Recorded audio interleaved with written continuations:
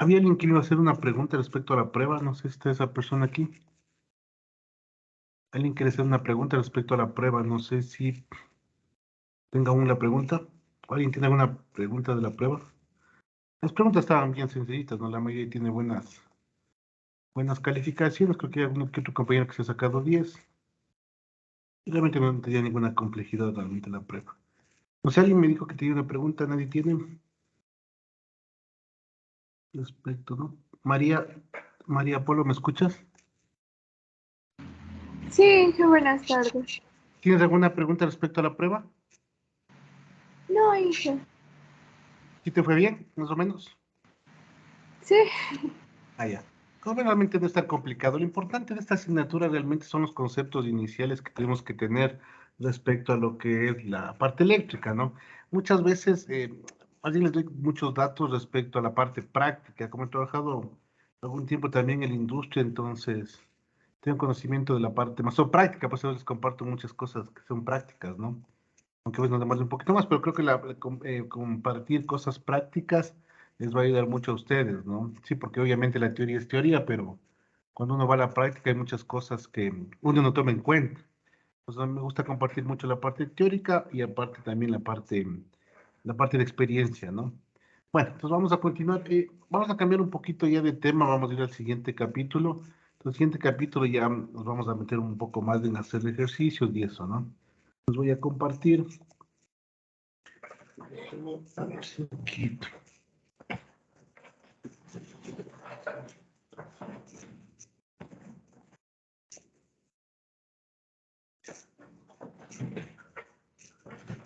Ya, a ver. Sí se ven las diapositivas, ¿no es cierto? ¿Me confirma si ven las diapositivas? Sí. Sí se ven, sí se ven. Ya, bueno, también hemos cambiado de tema un poquitín, como les había mencionado, vamos a ir al siguiente capítulo. Y el siguiente capítulo, bueno, vamos a ver una parte introductoria, ¿no? Vamos a ver un poquito rápidos para que tengamos un poquito más de teoría, ¿no? Sí, bueno, vamos a ver lo que es la parte de leyes fundamentales y circuitos de corriente continua. Entonces ya vamos a ingresar al mundo de ahora, ya nos enseñaron un poquito lo que son capacitores, lo que son inductores, lo que son fusibles, cómo varía la resistencia respecto a la temperatura, a la luz, de pronto a la presión con respecto a las galgas. También sabemos que muchos elementos cometen errores, de los errores de medición, ¿no? Entonces muchos sistemas son susceptibles al error, es decir, siempre van a generar error. Lo importante es que esos errores cada vez sean menores, ¿no? Entonces, cuando habíamos mencionado respecto a las resistencias, por ejemplo, decíamos que tienen una tolerancia, entonces realmente ya vienen con una incertidumbre. Y todo elemento en la vida real tiene incertidumbre, sí, todo. Todo está supuesto a que de alguna forma tienen una medida que normalmente va a estar en torno a una medida real, ¿no? Pero obviamente que esté en torno a la medida real no quiere decir que sea la medida real. Como les decía, muchas cosas, esos errores pueden ser, de alguna forma no se notan. Entonces, muchas aplicaciones reales, digamos, en aplicaciones de alto voltaje, por ejemplo, que de pronto tu medición, en vez de que tenga 13.000 voltios, tiene 12.999, realmente no implica mucho, ¿no? Pero hay aplicaciones como, por ejemplo, médicas, en donde una medición errónea puede ser que a ti te digan que puedes padecer una enfermedad o no. Mediante un pequeño error, tú podrías tener falsos positivos o falsos negativos, si es que de pronto un médico te da algún tipo de pronto, cuando hicieron un examen médico, tienes el aparato con el que hicieron no estaba bien calibrado y genera errores, ¿no? Eso de pronto te puede dar un diagnóstico que no es del correcto.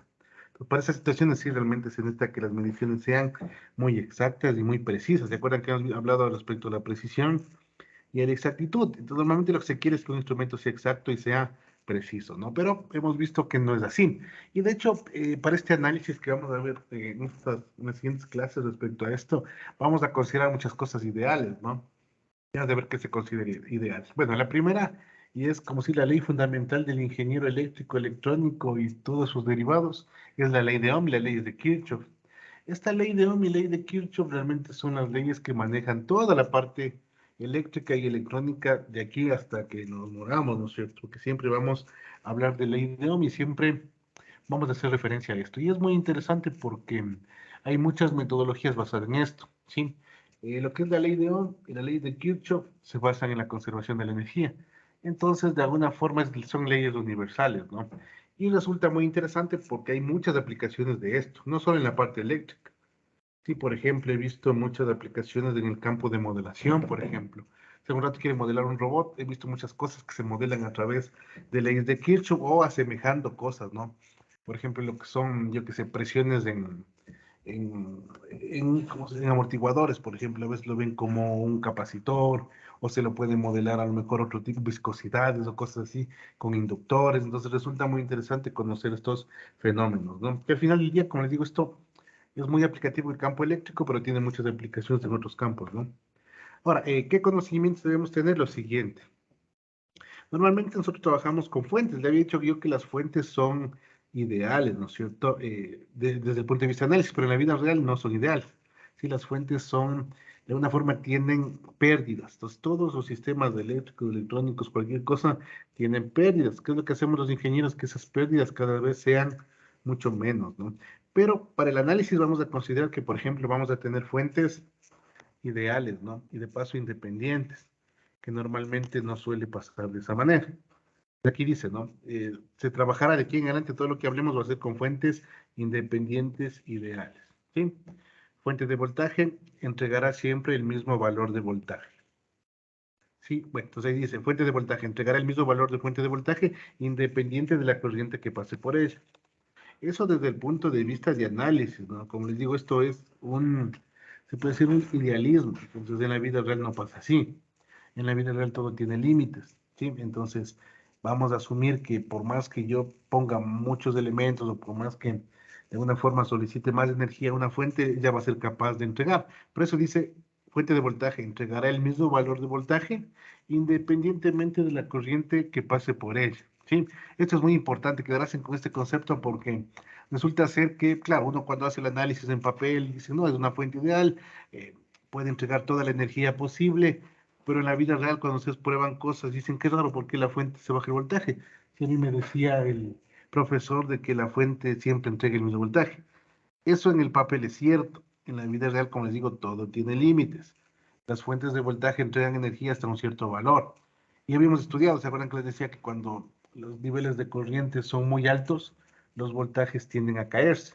Y eso es muy común, por ejemplo, si ustedes, yo que sé, viven en un sector que es muy rural y ya están alejados de la red eléctrica o están conectadas muchas casas, normalmente los niveles de voltaje disminuyen por el efecto de que estoy poniendo mucha carga, ¿no? Eso suele ser muy común. O por ejemplo, cuando 7 de la noche todo el mundo se baña o plancha, siempre hay de notar que la cantidad de luz de los focos disminuye.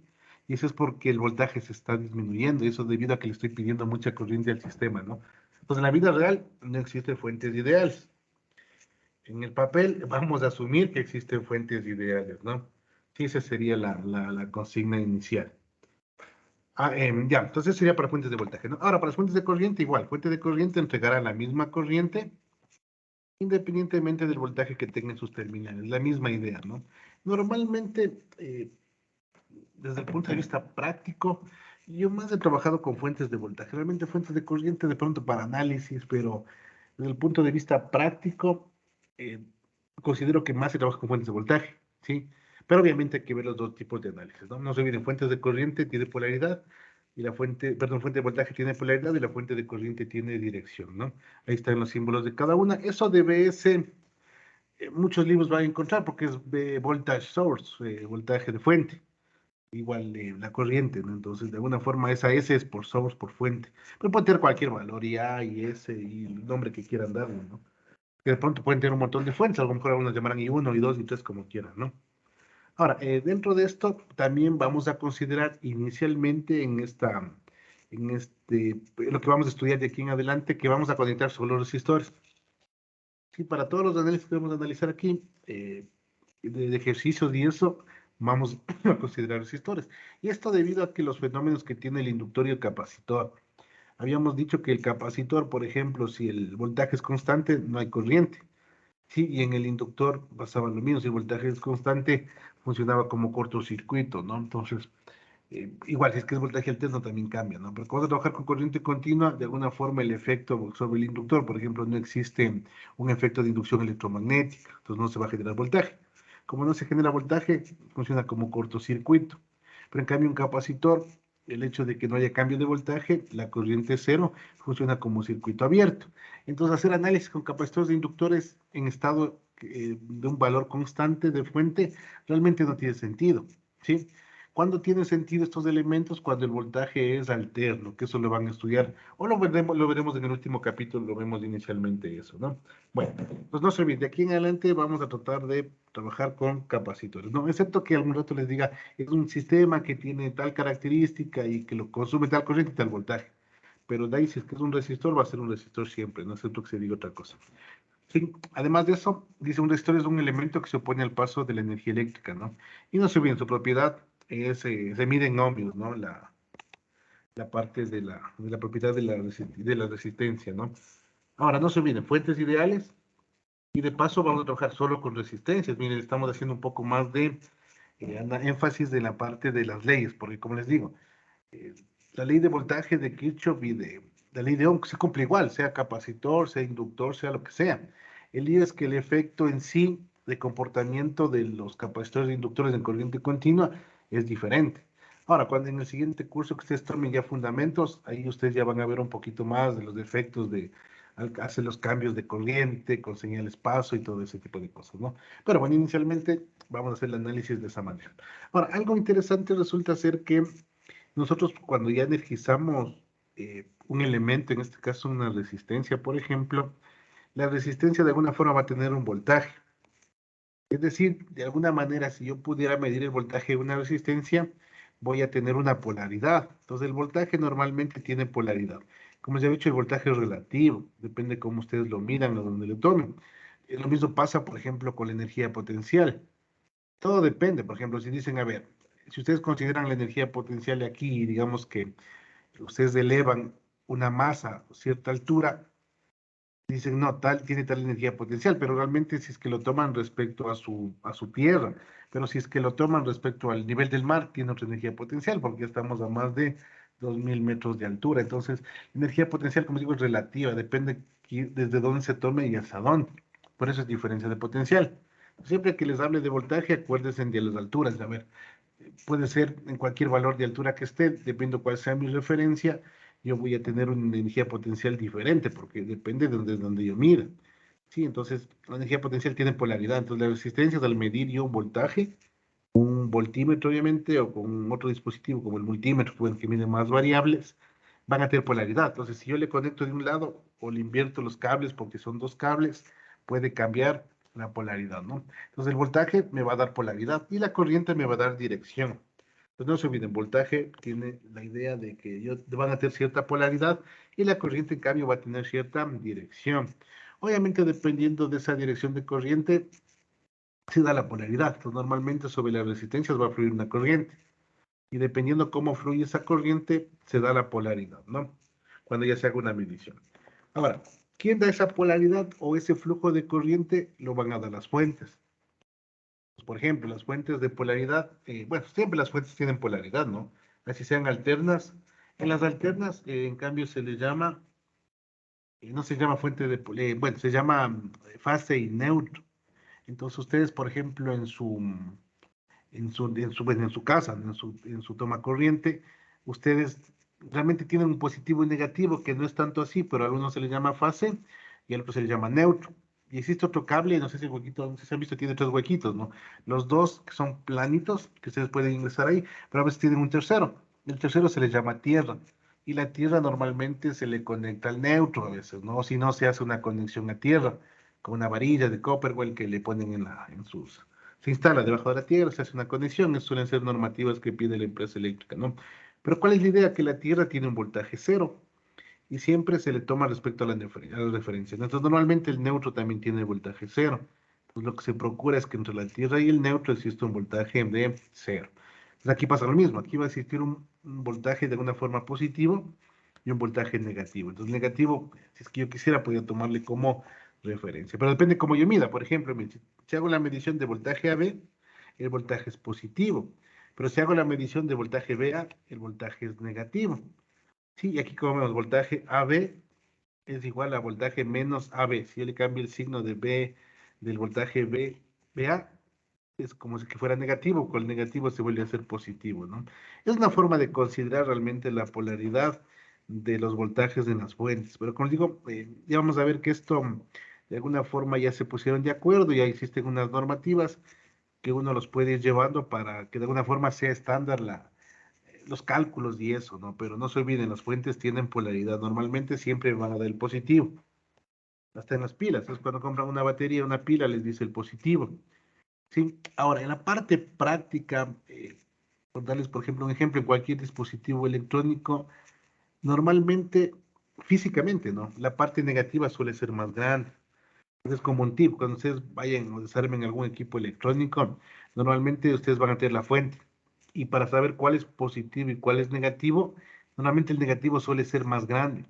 Y eso se da porque cuando existe algún tipo de corriente, lo que se trata es que la corriente que puedan ser parásitas o las corrientes que no son no deseadas puedan despejar rápidamente por un espacio más grande. Entonces, por eso los conductores que van conectados a tierra suelen ser un poco más grandes, ¿no? Eso suele ser muy común. Por ejemplo, en un vehículo. Ustedes alguna vez han visto, bueno, no he visto que han visto un vehículo, pero a lo mejor no se han puesto a ver la parte electrónica del vehículo. Todo el chasis del vehículo, ¿sí? Todo el chasis del vehículo está conectado al negativo del carro, es decir, el negativo del vehículo está conectado al chasis del carro. Si no le conectan el positivo, sino que le conectan el negativo para hacer tierra. No muchos saben decir voy a hacer masa, saben decir los eléctricos de los vehículos, ¿no? Entonces, de aquí en adelante ya saben que la tierra en un vehículo es la carcasa. Sí está conectado, de hecho, a la carcasa. Entonces, cuando hacen pruebas, normalmente suelen tomar el negativo en cualquier punto del vehículo, obviamente punto metálico, ¿no? Pues de aquí en adelante ya saben que el negativo de un vehículo es todo el vehículo. Sí, el positivo sí es el que tienen que tener bastante cuidado porque ese sí va conectado de forma diferente para que no existan cortocircuitos, ¿no? Entonces no se olviden, todas las fuentes de continua tienen polaridad y todos los elementos que estén conectados a fuentes de continua también suelen tener polaridad, ¿no? Capacitores, los inductores también pueden tener polaridad dependiendo del funcionamiento, dependiendo qué aplicación se les vaya a dar, ¿no? En el caso de las resistencias, normalmente no tienen polaridad, ¿no? En el caso de solo lo de los potenciómetros, ¿se acuerdan que tenía tres patitas? En eso sí hay que tener cuidado cómo se conecte, pero no es que tiene polaridad, sino que hay que tener cuidado a dónde voy a, a conectar, ¿no? Asimismo, como las fuentes tienen polaridad, resulta que las fuentes de corriente tienen dirección. Entonces, imaginemos una fuente de corriente que ven ahí, ¿no? Con una corriente I. Pues vamos a ver. Si ustedes ven, la dirección de IS está en la dirección de I, entonces sería positiva. Pero, por ejemplo, IB está opuesto a la dirección de la fuente. Entonces, I es igual a menos IB, ¿sí? Y el IB, en cambio, es menos IS porque está igual opuesto a la corriente, ¿no? Entonces, ahí, por ejemplo, son formas de saber cómo yo podría escribir una corriente. ¿Sí? Si es que yo pongo una corriente en una dirección, yo asumo que está en la dirección de la fuente, es positivo. Si está contraria, sería negativo, ¿no? Sí. Ahora, esta dirección de las corrientes normalmente las pongo yo. Como yo voy a analizar, yo digo, yo creo que la corriente va por ahí. Si es que yo asumo una dirección de corriente y me sale el signo cambiado, quiere decir que yo he seleccionado al revés, pero no importa porque les va a dar una corriente negativa, por ejemplo. Y eso es porque le pusieron al revés, pero a nosotros no nos interesa eso. Porque al final del día esto es un análisis, ¿no? Esto realmente es un análisis. Cuando hagamos ejercicios se van a dar cuenta de eso de la dirección de la corriente, ¿no? Pero no se olviden, si yo pongo o yo asumo una dirección de corriente, en este caso, si está en el mismo sentido de una fuente de corriente, es positivo. Si está en sentido opuesto, es negativo, ¿no? Eso suele ser muy común. Y obviamente, lo único malo de esto es que algunos libros eh, a veces cambian los signos y a veces suele dar un poquito de problema. Nosotros vamos a tratar de hacerlo lo más estándar posible para que se entienda, ¿no? Ahora, ¿qué otros conocimientos previos debo tener? Como yo les había dicho, yo voy a asumir que pongo fuentes, en este caso, miren, fuentes de corriente, fuentes de voltaje. Entonces yo asumo que puedo conectar y voy a conectar con resistencia. Yo puedo conectar de la forma que sea. Más adelante vamos a ver la topología, ¿no? Cómo se puede conectar, pero normalmente suelen ser conexiones de paralelo, en serie, mixtos, y lo más complicado, triángulo estrella, que también se puede utilizar, ¿no? Entonces, por ejemplo, aquí vamos a definir algunas cositas. Lo primero que vamos a definir son los nodos. Entonces, cuando yo veo un circuito, por más complejo que este sea, por más que tenga miles de resistencias, miles de cosas, sea capacitores o inductores, en este caso, bueno, porque estamos analizando desde el punto de vista continuo, vamos a ver solo resistores, tienen nodos, o definimos un nodo, ¿no? Dice, el nodo es el punto en el cual dos o más elementos tienen una conexión común. Entonces, por ejemplo, aquí tienen un nodo A, ¿sí? Aquí tienen, por ejemplo, un nodo B, que son todas las conexiones que ven aquí. Todo este tramo puede ser un nodo B, ¿no? Y tienen un nodo C, que realmente es todo esto. Obviamente, desde el punto de vista gráfico, ustedes le ven bonito, es decir, un circuito, miren, está bonito, está rectito, todo es rectangular, pero algún rato cuando ya tengan que armar un circuito, normalmente se ve una cableada. Cuando ustedes, por ejemplo, ven los postes, no es que está bonito, es decir, ven conexiones por todo lado, en su casa mismo, si ven conexiones por donde las mangueras que conectan tienen cualquier forma. Pero nosotros normalmente lo que hacemos es verlo así. O sea, siempre suele ser muy normal ver una fuente, ver elementos, todo tiene conexión rectangular. Pero como digo, en la vida real, no. Si ustedes un rato hacen una cometida de energía o en sus casas, a lo mejor ustedes hicieron la conexión de la luz, lo que sea, ahí existen mangueras y los cables van como sea, no es que está bonito, recto, no. Más bien se hace acorde a cómo se diseñó la casa, ¿no? Entonces ahora, los nodos sí está claro, los nodos son puntos en común de dos o más de elementos, ¿no? Por ejemplo, el A, el B, el C. Entonces, todo ese tramito se dice que es un nodo, ¿no? Esa sería la idea. Entonces, todos facilitos de ver, ¿saben? Se conectan dos o más elementos. Una conexión en común, entonces ahí tenemos el nodo A, el nodo B, el nodo C. Donde ves todo ese tramo, ¿no? Si puede ser cualquier punto, todo el punto es del mismo. Eso quiero que quede claro que ese es el problema, digamos que yo hiciera algo así, miren. El nodo también sería acá, a pesar que ahí no, aparentemente no aparece conexión, pero todo ese tramo es nodo. Como les digo, porque se ve gráficamente así, pareciera que está separado, pero en una conexión real va a estar algo así, unido así, en un solo punto.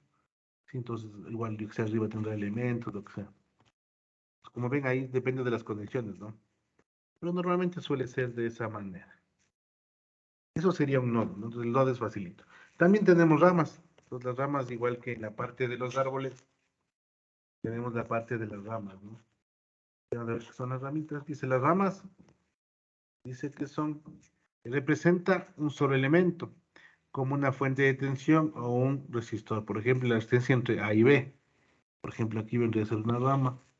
Eso también sería una rama. Eso también sería una rama. Otra rama y otra rama, ¿no? Sí, se asemejan como si en los árboles. Va creciendo una ramita y le van poniendo ramas, ¿no? Aquí también se llama ramas. Normalmente no se utiliza mucho el concepto de rama, pero para que vean, ¿no? Donde yo puedo dividir se llama rama, es decir, representa un elemento. En este caso, la resistencia de 5 ohmios, la de 2 ohmios, 3 ohmios, de la fuente de corriente de 2 amperios y el voltaje de 10 voltios, ¿no? Eso sería una rama, ¿sí? Realmente no es tan importante. Lo que sí es importante los nodos, ¿no? Y lo que vamos a ver a continuación también es muy importante, lo que son los lazos, ¿sí? Bueno, el lazo es cualquier trayectoria cerrada en un circuito. Pues cualquiera puede ser un lazo, ¿no? Por ejemplo, por darles un ejemplo, ¿ya? El lazo dice A, B, C, A. Por ejemplo, el lazo A dice que es B.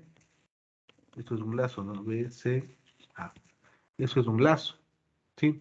Cualquier trayectoria cerrada en un circuito. Un lazo también podría ser lo siguiente, por ejemplo.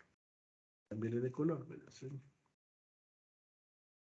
A ver si me deja cambiarlo. Digamos, otro lazo podría ser esto así. Esto es otro lazo, miren. Otro lazo también podría ser de esta manera. Sí, son lazos, es decir, cualquier trayectoria cerrada en un circuito. Por ejemplo, en lazo externo dice A, B, C, A. Por ejemplo, claro, es un lazo externo, voy a dejar el que dice ahí ya. Cualquiera puede ser un lazo. Entonces, digamos, aquí dice lazo externo, un lazo externo o el más grande vendría a ser esto. Sí, eso sería un lazo externo, ¿no? Pero realmente puede ser cualquier trayectoria cerrada. Ahora, los lazos son muy útiles para hacer análisis, ¿no? Pero normalmente nosotros trabajamos más con el siguiente concepto, es el concepto de malla. Entonces, normalmente, ¿con qué conceptos debemos quedarnos nosotros? Con el nodo, con la malla, a ver qué es la malla, ¿no? Con el nodo y con la malla. No se olviden, tenemos que tener el concepto claro de nodo, concepto claro de malla. ¿sí? Malla es el lazo, ¿sí ven? La malla es un lazo que no tiene elementos en el medio. Si no tiene elementos en el medio, entonces, por ejemplo, un lazo que sea malla, ¿no? Porque código es un lazo, ¿no? Por ejemplo, el que vimos recientemente. Esto es una malla, pero al final es un lazo también, ¿no? Es el lazo que no tiene elementos en el medio, ¿sí? Otro lazo sería, por ejemplo, el siguiente, para que le vayan viendo. Otro lazo es esto. Es decir, el camino de B, la resistencia de tridomio, C, la resistencia de dos ohmios, ¿no? Otro lazo, es bueno, hagámosle con otro color. Es lo siguiente, ¿no? Otro lazo sería esto. Si ven, perdón, otra malla sería eso, ¿no? Entonces las mallas son lazos que no tienen elementos en el medio. ¿Sí? Por ejemplo, dice A, B, C, A, ¿no? A, B, C, A. Sí, ahora, el lazo, en cambio, como les había indicado, para que no se confundan, un lazo podría ser esto, no les voy a poner acá. Por ejemplo, si hago un lazo así, mira, el de moradito, ¿no? Eso ya es un lazo porque sí tiene elementos en el medio. Pero en cambio, la diferencia de la malla es que no tiene elementos en el medio, aunque la malla sigue siendo un lazo. Entonces, lo que está en verde, en rojo y en azul son mallas, ¿no? Entonces, normalmente nosotros hacemos dos tipos de análisis. Se llama análisis por mallas o análisis por nodos. Ya vamos a ver más adelante qué significa esto de nodos y lazos y qué mallas son, ¿no? Y eso se les conoce como leyes de Kirchhoff, ¿sí? Bueno, ahorita lo que quiero que entiendan es esto, que físicamente un circuito puede ser conectado en varias formas, ¿no? Y que esa conexión me genera conceptos como nodo, como rama, como lazo, como malla. Pero lo que más me interesa que entiendan es que es un nodo y que es una malla, porque por ahí se hacen los análisis, ¿no? Ahora vamos a ver otro concepto, ya el concepto de ley de Ohm. Entonces, bueno, esto se creó en bueno, el físico le vivió en ese tiempo, ¿no? Entonces, vamos para que vayan viendo el periodo en el que se resolvió esto, ¿no? 1854. Bueno, entonces sería ese, ¿no? Es un físico alemán y quien descubrió la relación entre corriente y voltaje, ¿no? Esta relación se le conoce como ley de Ohm. ¿Cuál es la relación? La siguiente. No se olviden, la ley de Ohm de alguna forma es una relación entre el voltaje y la corriente. ¿Sí? Esta relación tiene que ver obviamente con la polaridad y con la dirección de la corriente, pero de forma general se dice que el voltaje o la diferencia de potencial es la multiplicación entre la corriente y la resistencia. ¿Sí? Entonces, de alguna forma tenemos esa relación, ¿no? Existe una relación entre voltaje y la corriente, ¿sí? Que en este caso el factor multiplicativo vendría a ser la resistencia, ¿sí? Ahora, las variables normalmente son voltaje y corriente. La resistencia, en cambio, es una constante, ¿no? Y yo, bueno, podría variar también, pero normalmente las magnitudes eléctricas van a ser voltaje y corriente, ¿sí? Entonces, dependiendo del valor de la resistencia, ese voltaje o esa corriente puede aumentar o puede disminuir. Ya vamos a ver cuándo aumenta y cuándo disminuye, ¿no? Pues no se olviden, ya había indicado que el voltaje va a ser constante. Pues de alguna forma el voltaje es una constante, ¿no? Lo que podría modificar ahí es la corriente por el efecto de la resistencia. Sí, pero ya vamos a ver eso más adelante. Ahora no se olviden, el concepto que está ahí sería que la resistencia, eh, el voltaje es igual a la corriente por la resistencia, ¿no? Más adelante, cuando hagamos ejercicios, voy a tratar de hacer de que se vea que ustedes le van a poner el signo de ese voltaje. Normalmente ese voltaje yo puedo definirlo como yo quiera. Y la dirección de corriente también puedo poner yo. Entonces, eso de los signos más o menos, por ejemplo, aquí la corriente si es positiva o negativa, obviamente el voltaje cambia, ¿no?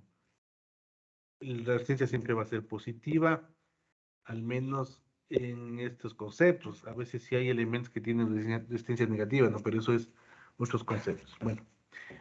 ¿Qué dice la ley de Ohm? La ley de Ohm establece que el voltaje a lo largo de un resistor es directamente proporcional a la corriente que fluye a través del resistor.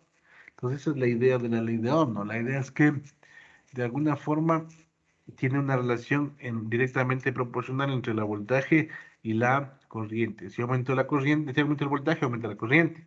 Esa es la idea, ¿no? Sí, la corriente que fluye a través del resistor.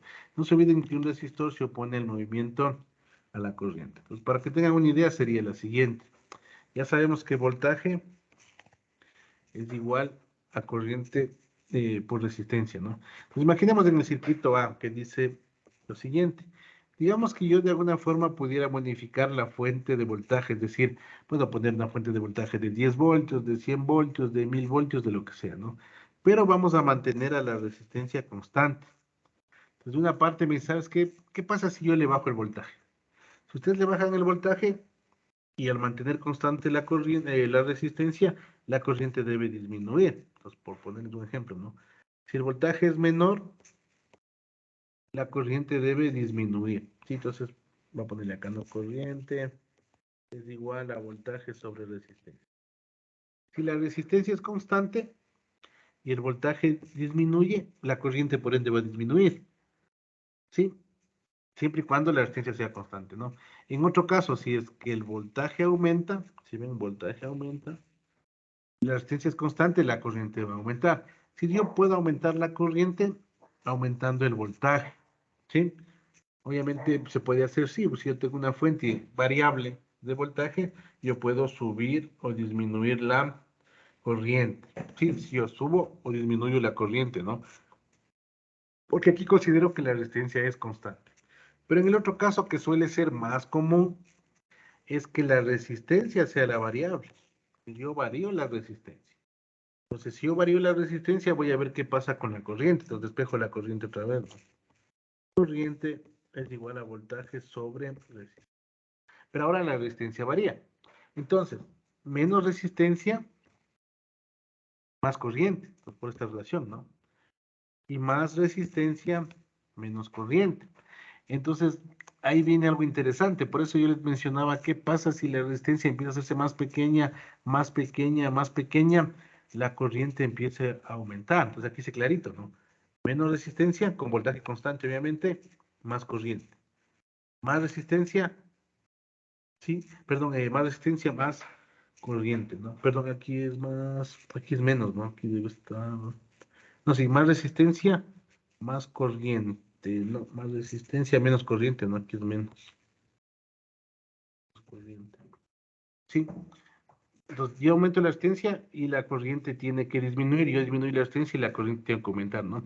Y eso les decía desde el punto de vista práctico, eso puede pasar. ¿Se acuerdan que les mencionaba qué pasa si tienen una resistencia variable y ustedes empiezan a bajar la resistencia, a bajar la resistencia, a bajar? La corriente sube, sube, sube, sube. A algún momento la resistencia se va a volver tan cerca de cero y la corriente tan grande como infinito. Obviamente eso no va a pasar. Sí, lo que suele pasar es que algo tiene que saltar, una protección va a decir, mira, me estás mandando mucha corriente y por sobrecorriente algún elemento de protección lo va a ayudar a que no se dañe, ¿no? Entonces suele ser muy normal. Entonces no se olviden, yo puedo variar la resistencia o puedo variar el voltaje. Normalmente en lo que vamos a estudiar en esta asignatura, la fuente de voltaje suele ser constante. Pues yo le digo, esta fuente de voltaje vale 10 voltios, o a lo mejor si es que la fuente es dependiente, ahí sí variará, pero normalmente las fuentes independientes van a ser de voltaje constante.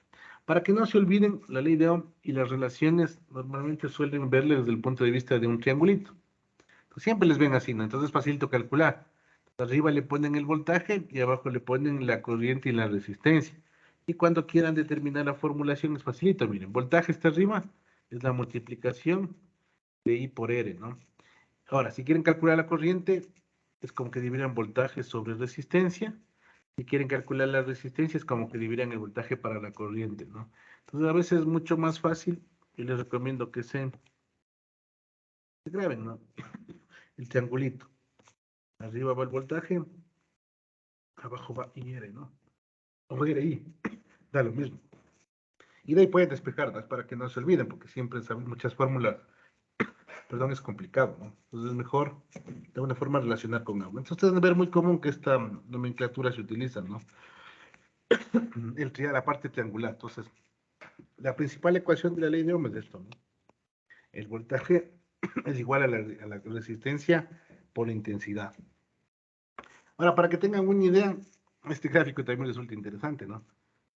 Y pueden acordarse este gráfico. Entonces, no se olviden, la resistencia es el paso a la oposición de la corriente. Entonces, la resistencia puede limitar la corriente. El que trata de aumentar la corriente normalmente es el voltaje. Entonces, aumenta más voltaje, Es como que tratara de hacer que pase la corriente, ¿no? Pero la resistencia se va a poner. Sí, para que tengan una idea más clarita, y normalmente suelen hacer esa analogía, acuérdense de esto de aquí. Imagínense que la fuente de alimentación es una llave, ¿no es cierto? Una llave de agua. Entonces la fuente de alimentación es una llave de agua. Esa llave de agua va a tener una cierta presión, ¿sí? Es decir, mientras más presión tenga, cuando fluye el líquido va a fluir con mayor intensidad. Entonces el fluido que va a venir por aquí es del agua, ¿no? Del mismo símil, el fluido que va a pasar a través de ese elemento va a ser la corriente. El elemento que se va a oponer para que esa corriente fluya más o menos va a ser una válvula ahí, ¿no? Una válvula que de alguna forma yo puedo hacer que pase menos, o puedo hacer que pase más. Es decir, aquí va a existir una válvula que me permite regular cuánto nivel de líquido quiero que pase, cuánto caudal quiero que pase. Eso hace la resistencia. Entonces es muy fácil verla de esa manera, ¿no? No se olviden. La fuente de alimentación, una llave de agua o un tanque de agua, lo que sea, es de energía potencial. El medio por donde se transporta, obviamente la tubería o los cables eléctricos, va a ir a fluir la corriente y el que se opone va a ser una válvula, y una válvula que puede variar, que puede dejar pasar todo o no permitir el paso. ¿Sí? Entonces, si no permite el paso, quiere decir que la resistencia es muy alta. Si permite el paso, quiere decir que la resistencia es muy baja, ¿no? Entonces, la analogía suele ser muy interesante porque ahí uno no se olvida la ley de Ohm. Entonces, no se olviden, la ley de Ohm dice que el voltaje es igual a la resistencia por la corriente, ¿no? O la corriente por la resistencia. Mientras más voltaje tengan, tienen más corriente. Mientras menos voltaje, tienen menos corriente, ¿no? Siempre y cuando la resistencia sea constante. Lo más normal es que la fuente sea constante, nosotros variamos la resistencia. Entonces, si yo tengo un voltaje constante y hago que la resistencia se haga muy pequeñita, la corriente va a subir. Y viceversa, si yo tengo un voltaje constante y hago que la resistencia suba, la corriente se va a hacer muy pequeñita. Y eso ustedes lo van a hacer en las pruebas, a lo mejor lo hicieron, lo hacen en simulación, lo han de hacer en electrotecnia o en otra materia, ¿no? Sí, hasta ahí, no sé si hay alguna pregunta. Eso sería en cuanto a la parte de la ley de Ohm. Ahora, ¿qué es lo interesante que les había indicado? Acordarás, y esto bueno, es muy importante, ¿no? Pues imaginémonos lo siguiente. Esto desde el punto de vista práctico. Digamos que ustedes tienen una resistencia variable, ¿sí? Eventualmente podrían tener una resistencia variable. Aquí. Digamos que este sea variable, ¿no? Y voy a hacer lo de la corriente. La corriente es igual a voltaje sobre resistencia. Como les digo, hay que tener bastante cuidado cuando se manipula la resistencia, porque resulta ser que estamos asumiendo que el voltaje es constante, ¿no? Si el voltaje es constante y yo varío la resistencia, si la resistencia es muy baja, la corriente tiende a subir. Cuando la corriente sube pasan dos cosas. La una es que la fuente de voltaje está limitada a dar una cierta cantidad de corriente. Es decir, en la vida real, ¿no? En la vida real las fuentes de voltaje tienen un voltaje constante normalmente para un amplio rango de corrientes, pero si le piden mucha corriente, la fuente de voltaje para mantener la energía, para dar la energía que está diseñada la fuente, tiene que mantener constante la potencia. No se olviden, la potencia es voltaje por corriente. Para poder mantener constante esa potencia, tiene que disminuir el voltaje, porque le estoy pidiendo más corriente. Entonces, dependiendo de la fuente, ¿no? Es decir, hay fuentes que soportan mucha corriente, hay fuentes que soportan menos corriente, entonces todo va a depender. Y eso ustedes, por ejemplo, lo pueden ver en sus cargadores de celular.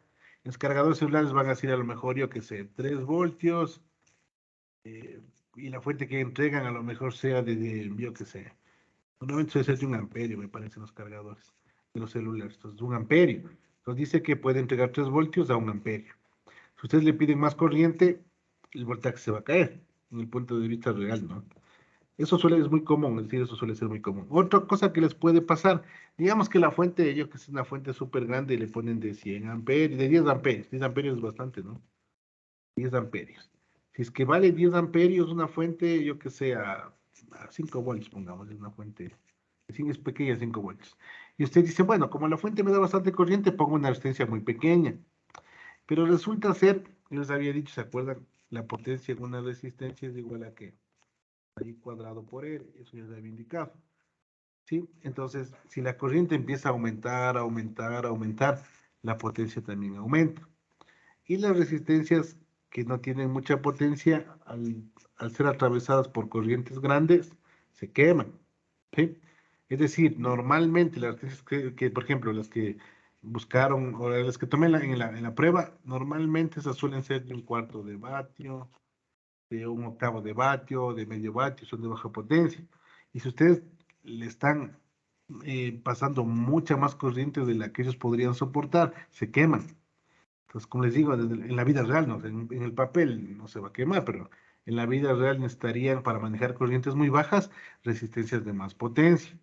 Si esto desde el punto de vista práctico no se olvide, ¿no? Si es que yo manejo mucha corriente, la potencia de los elementos también tiene que ser mayor. Si manejo mucha corriente, los cables tienen que ser más gruesos.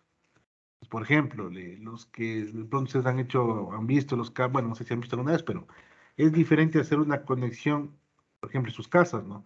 Es diferente a conectar un foco con su interruptor a conectar un tomacorriente. El tomacorriente tiene un cable más grueso y los focos tienen un cable más delgado. Normalmente yo que es una relación de número 10 y número 12, o número 12 o número 14. El número más alto, es decir, la numeración 14 suele ser más delgado y la numeración 12 más gruesito, ¿no? Eso porque soportan más corriente, porque el foco al final tiene cierta potencia, pero ustedes en un toma corriente pueden poner una plancha, pueden poner un microondas, pueden poner una refrigeradora que va a consumir más corriente, pueden poner una lavadora, consume más corriente, ¿no? Hagamos un ejercicio. Entonces, imagínense que me piden calcular la resistencia de un foco de 60 vatios, ¿sí? Un foco de 60 vatios.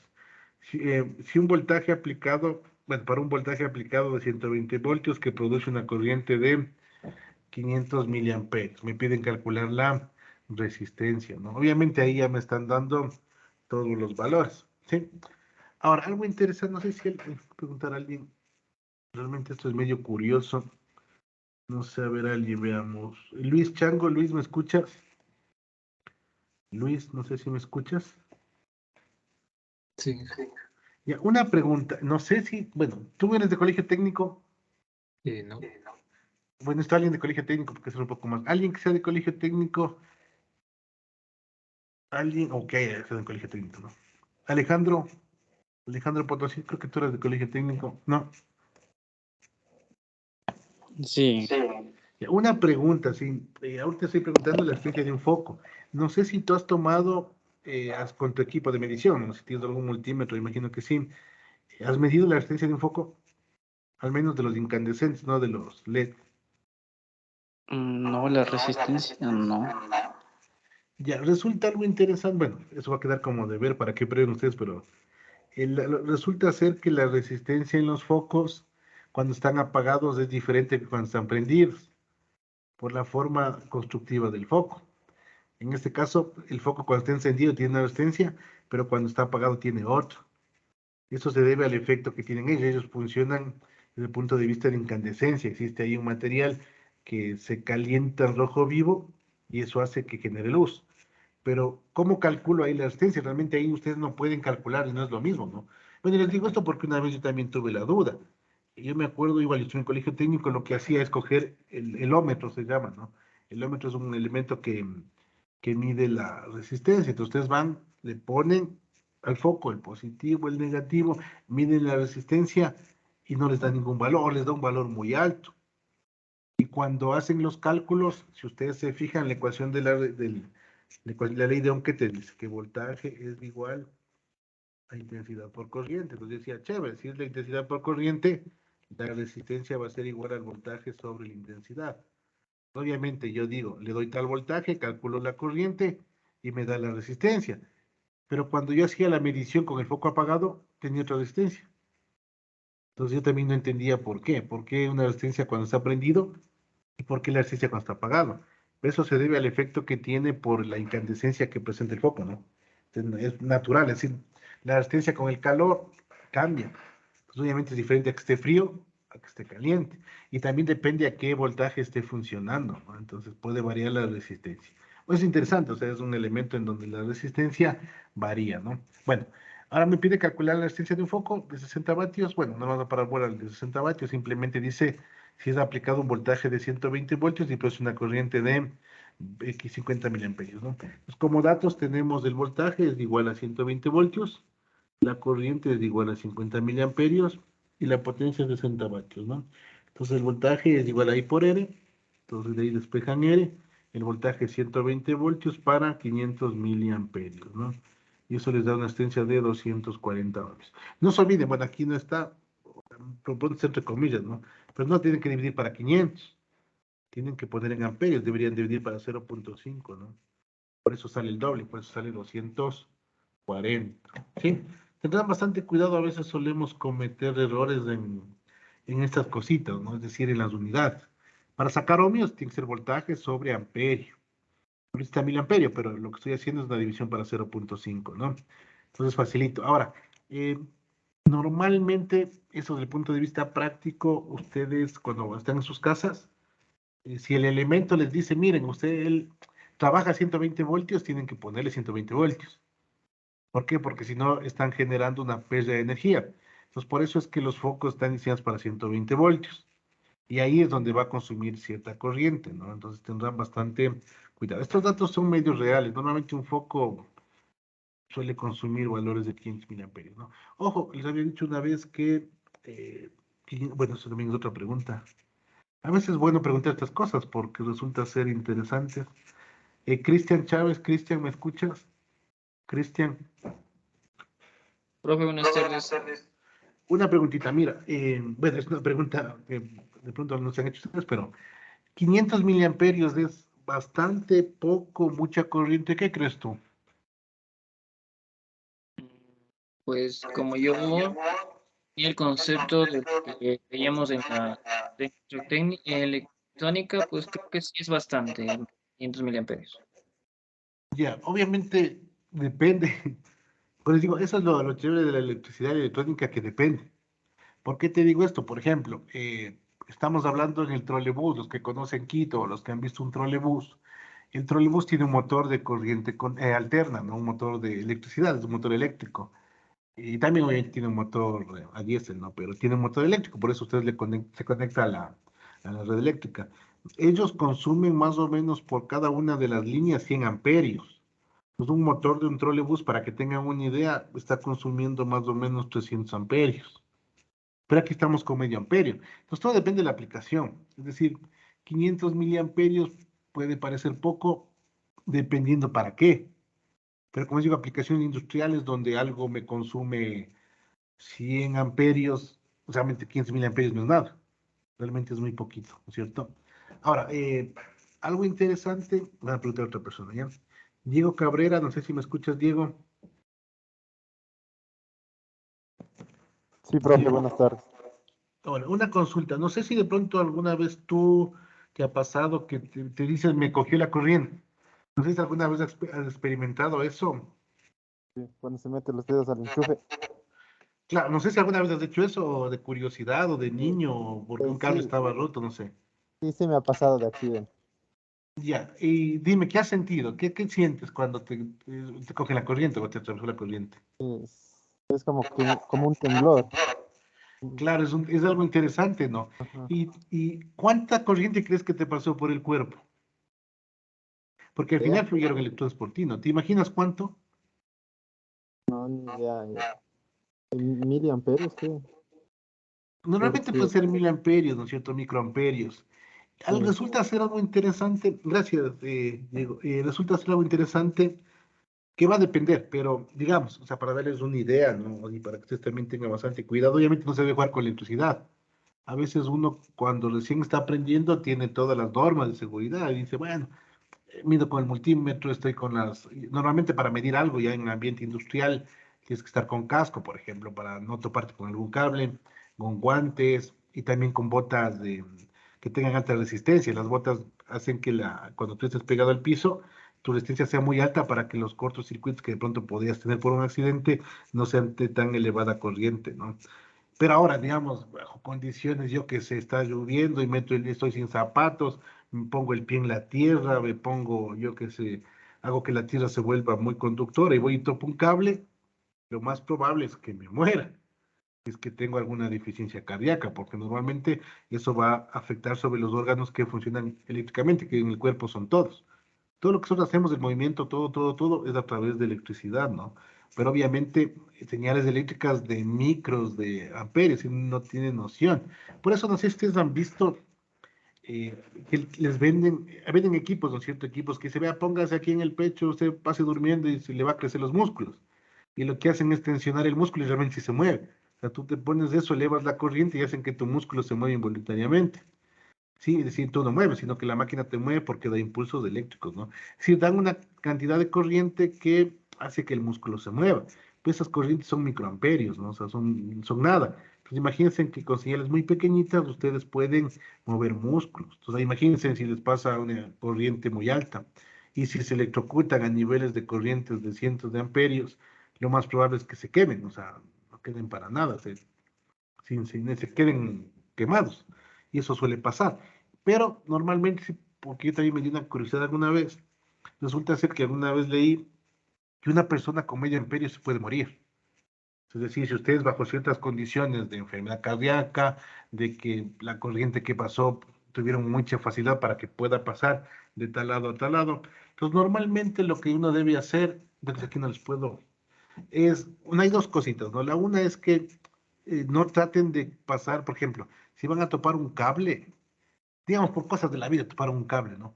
Nunca le cojan con la mano cerrada, o sea, nunca le cojan con la palma, sino más bien traten de topar con la parte externa de la mano, porque lo que va a hacer la señal eléctrica es generar una corriente sobre su mano y normalmente el brazo se cierra.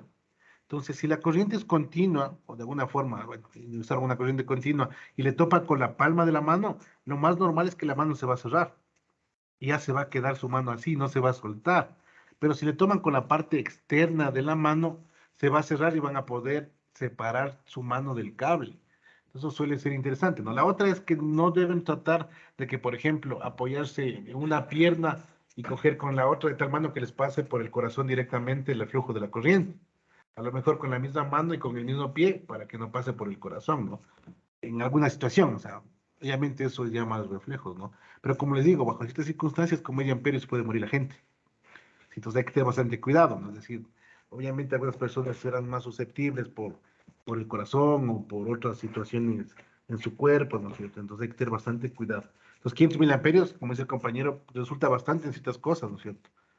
En la parte de salud, en la parte de movimiento de músculos, las corrientes son muy bajitas. Pues 500 miliamperios puede ser mucho, pero a nivel ya de aplicaciones industriales, 500 miliamperios no es nada, ¿no? Sí, no sé si hay alguna pregunta hasta ahí, alguna duda. ¿Alguien? Julián, ¿me escuchas? Sí, sí, sí. ¿Tienes alguna duda, alguna pregunta? No, no. Ah, ya. Bueno, por esta quedaríamos hasta ahí. La siguiente clase daremos más ejercicios, más conceptos de estos. A veces me paro un poquito para hablarles de cosas que creo que son datos interesantes y que les puede ayudar porque son cosas prácticas, ¿no? Pero bueno, quedaríamos hasta ahí. Que tengan un buen fin de semana. Nos veríamos la siguiente semana. Que les vaya muy bien. Hasta luego. Gracias, profe. Gracias, hija, hasta luego. Gracias, Inge.